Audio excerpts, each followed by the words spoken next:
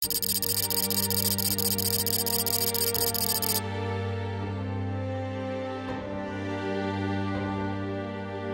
si la prochaine grande guerre ne se préparait pas en Europe, mais au Moyen-Orient? Une déclaration de Trump, une mer Rouge en feu, un axe Moscou-Téhéran renforcé. Les signes sont là.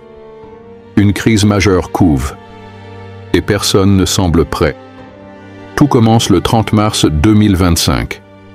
Donald Trump, de retour sur le devant de la scène, lance une déclaration choc.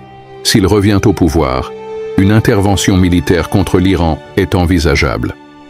Cette sortie intervient dans un contexte explosif. Les Houthis, soutenus par l'Iran, multiplient les attaques en mer Rouge. En réponse, les États-Unis frappent le Yémen. Le bilan humain grimpe, les tensions s'aggravent.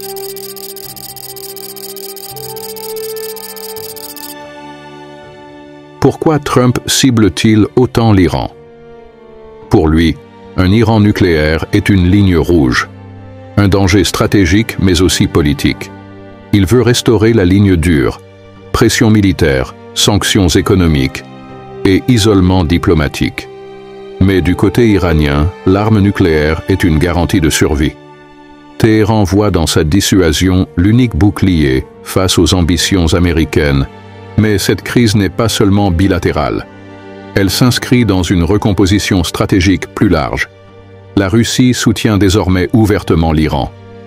Pourquoi? Parce que Téhéran fournit à Moscou des armes pour la guerre en Ukraine.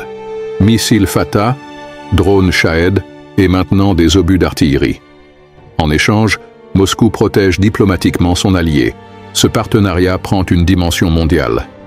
Iran et Russie défient l'ordre occidental, misent sur les BRICS et veulent rebattre les cartes du pouvoir global. Washington n'attend pas.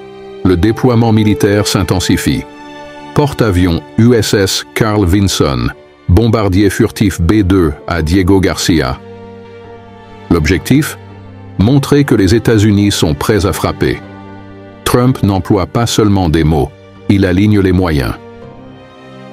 Téhéran, de son côté, reste sur ses gardes. Le président Bazeskian refuse une négociation directe, mais ouvre la porte à une médiation. Sauf que la confiance envers les Américains est au plus bas. L'axe Moscou-Téhéran se renforce, la mer Rouge brûle, Trump menace. Mais où cela nous mène-t-il? Vers une guerre ouverte? Une négociation de la dernière chance? Une chose est sûre, le Moyen-Orient est à nouveau au cœur du jeu mondial. Et la moindre étincelle pourrait embraser toute la région. Ce qui se joue en ce moment va bien au-delà de l'Iran. C'est l'équilibre global, l'avenir de la dissuasion et peut-être même la paix mondiale qui sont en jeu.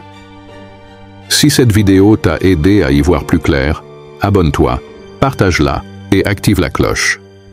C'est comme ça qu'on diffuse de l'info sérieuse, au-delà du bruit.